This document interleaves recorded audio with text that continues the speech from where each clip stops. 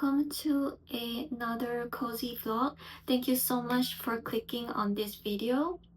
So actually, I started filming this last week Friday, but it didn't really have like a proper intro, so I decided to film and add like this really quick intro to this vlog.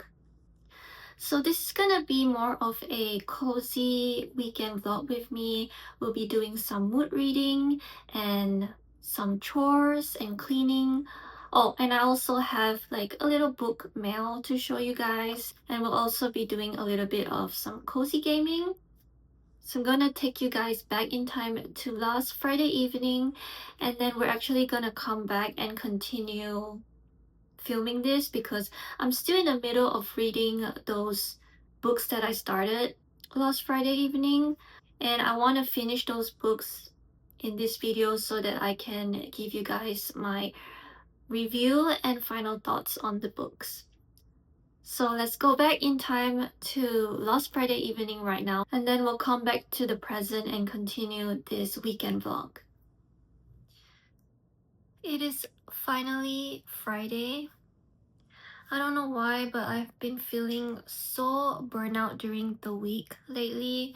I just cannot wait to have the most relaxing and cozy weekend. Hopefully I can recover mentally and physically before Monday comes again. So my main goal for tonight is to just relax in bed, and it's only 9 p.m. but I'm just already ready to just lie in bed and spend all night reading until I fall asleep.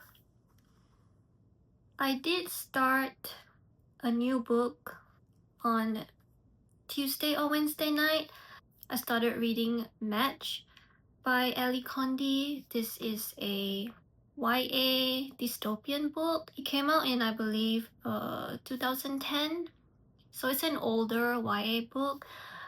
I'm about 20% into this book, but I'll let you guys know what this book is about tomorrow, because tonight I just want to spend time reading. I'm not sure if I want to read Match tonight or another book.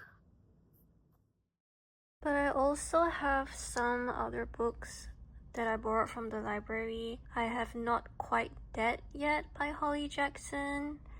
And After God is a manga, so I'm not gonna read that tonight. And then I also have Love on the Brain. And then I also have some books from Kindle Unlimited. This book, The Dark Lord's Guide to Dating, sounds interesting. Okay guys, I've decided that I'm going to read Not Quite Dead Yet by Holly Jackson. I know this author, Holly Jackson, is famous for her YA mystery books, but I actually have not read anything by this author yet. And this one is actually an adult mystery. So I'm excited to try this out, and I'll let you guys know my thoughts tomorrow.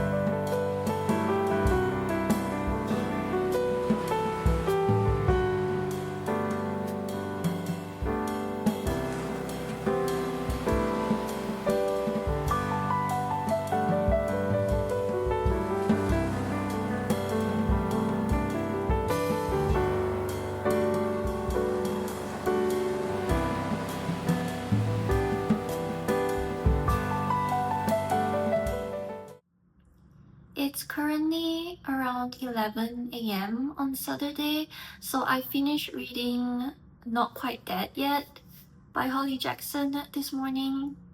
It was a really fast read.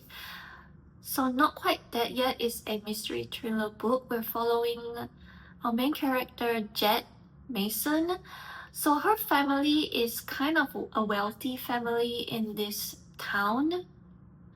And then one night on Halloween, when she's alone in her parents' home, she got attacked and she suffered a really bad blow to her head. The doctors gave her the diagnosis that if she operates on her brain, there is like a less than 10% chance that she'll survive.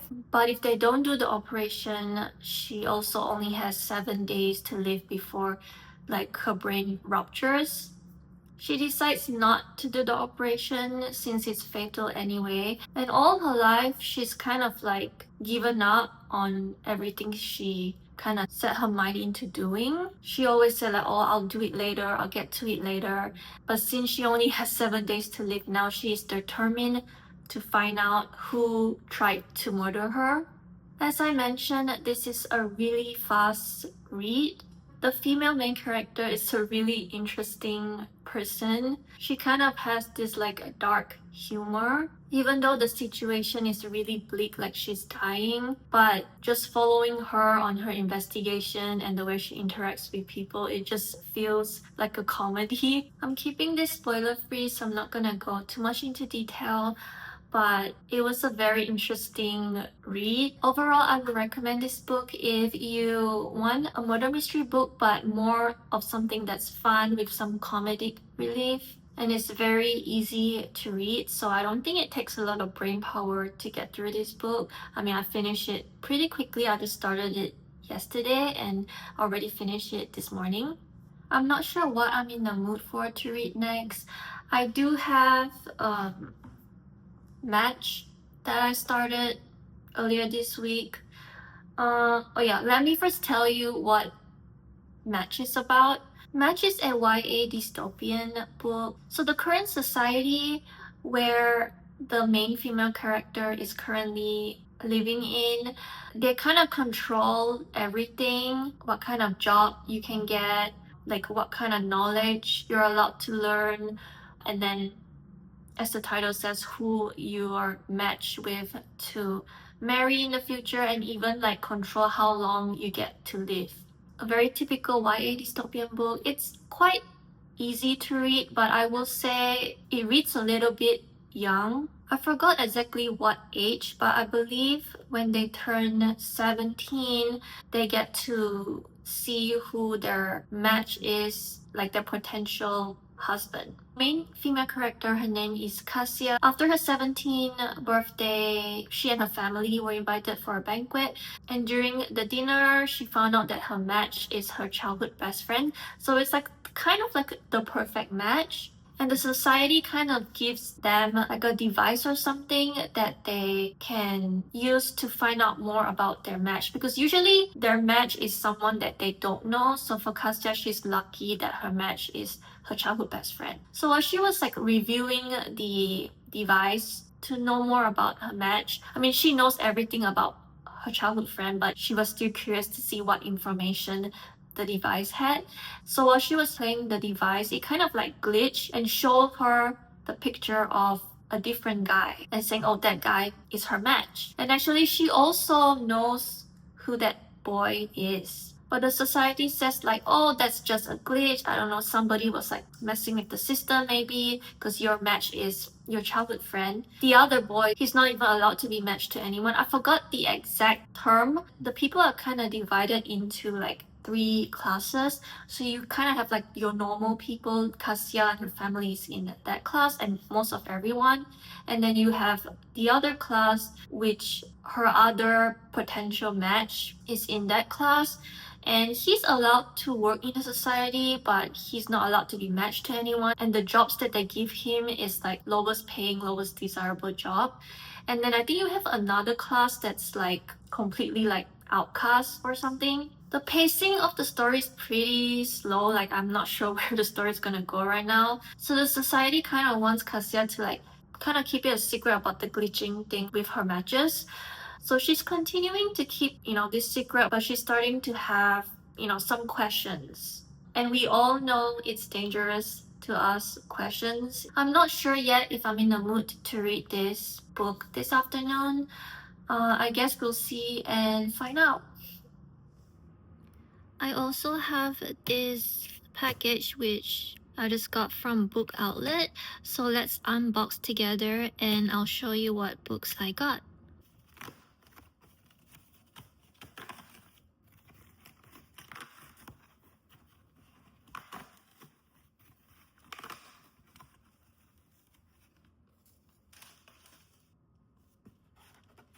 So I got The Parable of the Tenants by Olivia E. Butler. I also got the first book. This is the second book. Then this is the first book, Parable of the Sower by Octavia E. Butler. These are dystopian books. I've heard only great things about Octavia E. Butler, so I cannot wait to try her books. I got The Crescent Moon Tea Room by Stacy Savinsky. All I know is there's 3 sisters and it's kind of witchy. So sounds like something I would enjoy.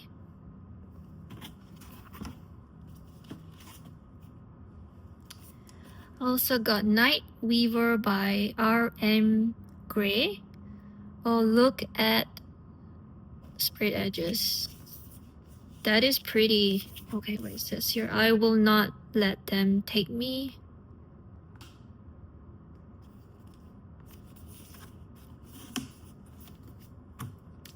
Let's see what else we got here. I got A Sorcerer Comes to Call by T. Kingfisher. I have read one book by her. It's the Thorn Edge by her. It was just okay, in my opinion, but I wanted to try more books by her.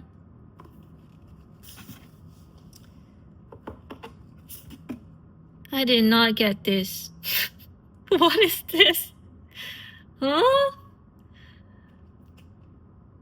I did not get this. Oh. Now somebody can't learn their first book. Pete the cat. Pete the cat is eating a banana. Oh gosh. I need to give this to somebody else. Maybe one of my neighbors with a kid can read that. And okay. Moving on to books that I actually bought. Death of the Author by Nnedi Okorafor. This has blue edges as well. I think this is like science fiction. Haven't heard too much about people's thoughts on this book, but I really want to try this out.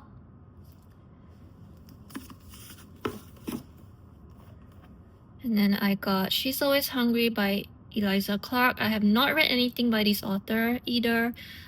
These are short stories. Very curious to try out her writing. I got A History of Wild Places by Xia Enshore. I really enjoy 2 books that I've read by her. She writes really good atmospheric books, so wanted to try more by her. Okay, we have 2 books left. I got the Woods Smoke Woman's Book of Spells, another witchy book. Sounds up my alley. And the last book is A Harvest of Hearts. I heard this has kind of like Studio Ghibli vibes, so very interested to try this out. Here we go. And all the books from Book Outlet, they're like discounted price. Some of them are less than half price of the original books, so that's why I bought so many of them. This one I did not buy, so I don't know how this got in my box.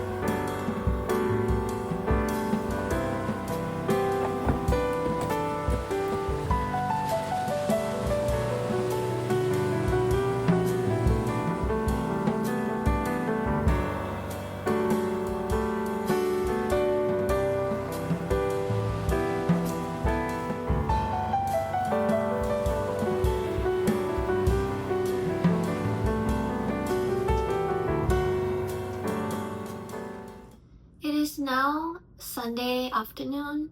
After I did my laundry yesterday, I took a really long nap and then I spent the rest of the evening watching The Summer I Turned Pretty Season 3 and also doing some video editing. And then this morning, I just watched a bunch of YouTube videos, so I didn't do any reading since finishing Not Quite Dead Yet by Holly Jackson. So for this afternoon, I'm thinking of starting a new book. I think I'm in the mood to read Spells for Forgetting by Adrienne Young. This is a little bit of a moody, small town mystery romance with a bit of fantasy. It says here it's a deeply atmospheric story about ancestral magic, an unsolved murder, and a second chance at true love.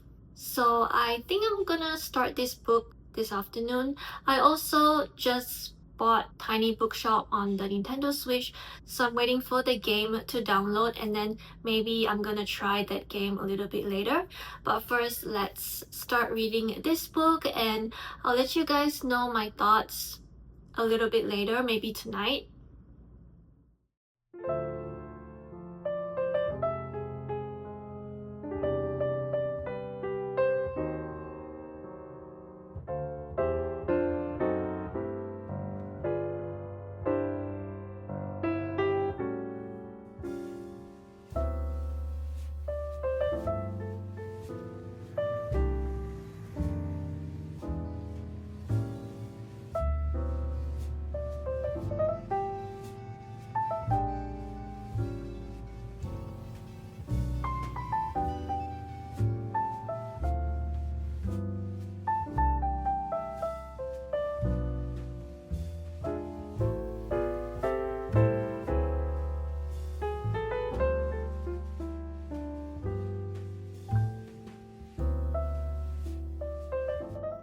It's now 7:30 p.m. I spent most of the afternoon playing Tiny Bookshop.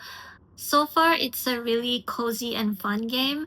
I did get a little bit anxious because there is a part in the game where you have to recommend books to the customers, and I was a little bit anxious trying to find the right book for them. But other than that, I'm quite enjoying the game so far. I didn't get very far into Spells for Forgetting by Adrienne Young. I'm only at page 18 right now. So far, I think the atmosphere and vibes are exactly as I expected, and I cannot wait to continue reading more.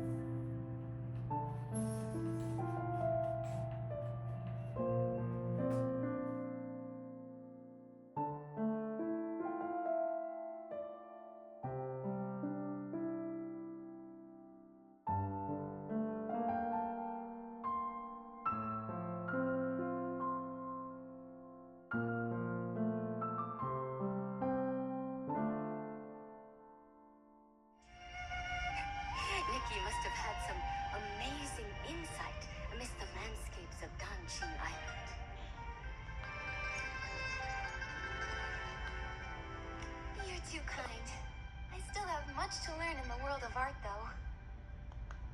And as for Momo, well, he looks even more refined and adorable.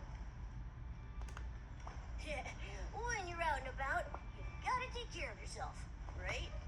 Well said. I finally finished reading Match by Condie this morning. But before we talk about the two books that I recently finished, I want to talk briefly about the game that I have been obsessing over the last 2 days. That is Infinity Nikki. This is a cozy open world game. So when I say cozy, you get to do stuff like fishing, petting animals, collect sketches and items to make what they call miracle outfits. And then you also have a bit of challenge. You have to fight these like dark creatures as well. I actually stopped playing that game for a few months, but I saw the new outfits on the recent updates and I really wanted to get the, I don't know if it's cat ears or fox ears. I managed to get the ears and then I decided to keep playing to get some other free outfits in the game before the next update. The next update is this afternoon, so I had to like binge play that game before they update it. I think at the next update or soon, they're gonna have farming and building your home as well. So I'm curious to see how they're gonna incorporate these new activities in the game. So now let's talk about the two books that I finished and then we're gonna wrap up this video. So this morning, as I mentioned, I finished Match by Condie. I don't remember how much that I've explained to you guys, but basically the world that the people are living in right now is kind of controlled by the society. The society controls pretty much everything, like their potential husband or wife, what jobs they're allowed to have, what knowledge they're allowed to learn, and how long you get to live. They set a limit that everybody only gets to live to 80. The main character, Cassia, her grandfather reached 80 years old, so it was his time to leave the world. And before he died, he gave Cassia this poem. And as I mentioned, the society controls like pretty much everything, knowledge, art, and so on. So this poem is not one of the poems that the society allows people to learn. So it's kind of like an illegal poem. So Cassia hides this poem and then a few days pass and she signs up for this activity.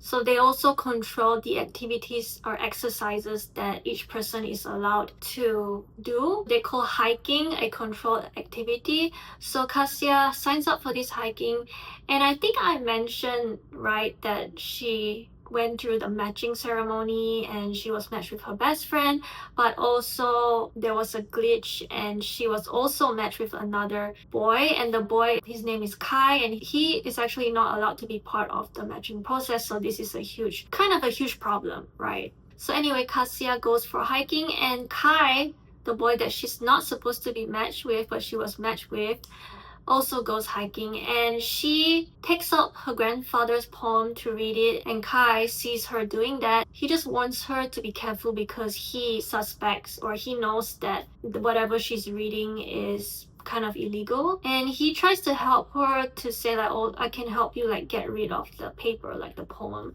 But Cassia said, no, it's fine, I will get rid of it myself. So she like memorized the poem, and I'm sorry, but I don't remember what the poem signifies. I just think it's something to do with like freedom of speech. Maybe I could be totally wrong, but it's something that inspires her. So life moves on, Cassia continues the hiking and she starts to get more and more curious about Kai, and she sees that Kai knows how to write. Again, the society controls everything, including learning how to write, so nobody knows how to write. Everybody just types. But Kai knows how to write, so that makes Cassia even more curious about Kai, and she goes to him to ask him to teach her how to write. So Cassia and Kai eventually gets closer and closer and start to fall in love with each other. And they try to keep their relationship a secret. I would say overall the story and characters are a little bit weak in my opinion. The main male character Kai kind of gives me nothing. I think he's kind of like a dull character. I think Kassia's original match, who is her childhood friend, I think he is a much better character than Kai. And Kassia herself is just okay. I'm not sure that I'm gonna continue this series. The plot is not strong or interesting enough to make me want to keep reading, unfortunately. And now let's talk about Spells for Forgetting by Adrienne Young. This story starts out with a young man. His name is August. He is on this ferry to a small island. He is bringing his mother's ashes with him. So he hasn't been back to this island for 14 years. And when his mom passed, her dying wish is to be buried back at her hometown, which is this island. So August and his mom, they actually left 14 years ago because of a really big incident that happened in the town on this island. There was a young girl who was killed. Her name is Lily. She is actually part of August's friend group when they were teenagers. The people in the town suspect that August caused Lily's death, but there was no evidence, so August was never convicted. The other main character that we're following is this woman named Emery. She is actually August's ex-girlfriend and also the best friend of Lily, the girl who was murdered. So Emery is still living in this town and she was very heartbroken when August left, but it's been 14 years. She has kind of moved on. She has a new love interest and she has taken over her mother's tea shop. This island is also very special. There's definitely touches of magic and the people on the island, they believe and practice a little bit of magic as well. August's return to the island definitely brings up a sour taste for the people. So the story kind of have a little bit of a dual timeline, and also there is multiple POVs. So you don't just get the POV of August and Emery, you get the POV of almost every character on the island. So the plot of the story is kind of discovering what really happened to Lily and did August really cause Lily's death. Everybody on the island is definitely keeping some secrets, and we kind of discover bits and bits of these secrets as the book progresses. I absolutely ate up and love the setup and atmosphere in this book. I actually like this even more than the author's other book, The Unmaking of June Pharaoh. And that book also has similar vibes to this one with the small town, magical realism, a bit of mystery. But I just feel more connected to the characters and to the story in this book. Just the way the book is written, I can vividly imagine and see these scenarios. I can picture the places in this town. I can kind of see like the actions that all these characters are taking like in my head, just eating up every sentence, every scene. But this is definitely more of an atmospheric book. The mysteries get revealed very, very slowly, so the pacing is a little bit slow. So this book might not be for you if you want, a more fast-paced book, but the pacing, even though it's slow, it worked for me. I don't know, it could be like right book at the right time, and I was just in the mood to read this kind of story. I mean, there are some books that you can just read very quickly and you get the plot, you get everything, all the info. But there are some books that you just want to take your time and just immerse yourself into the story, and this book was that for me. Towards the end, the story does pick up and you get very quick reviews about the secrets and mysteries behind Lily's death. So overall, I really enjoyed this book and I highly recommend if you just want a bit of a small town, slow-paced mystery atmospheric kind of book with a little bit of magical realism. So I'm gonna end this video here. I hope you guys enjoyed this. I don't know, there wasn't really a theme for this video, just me trying to have a cozy weekends, because this is filmed over multiple weekends, and just doing some mood reading, cozy gaming, and some other tidbits of cleaning and a little book haul. Thank you again so much for clicking on this video, and I will see you guys next time.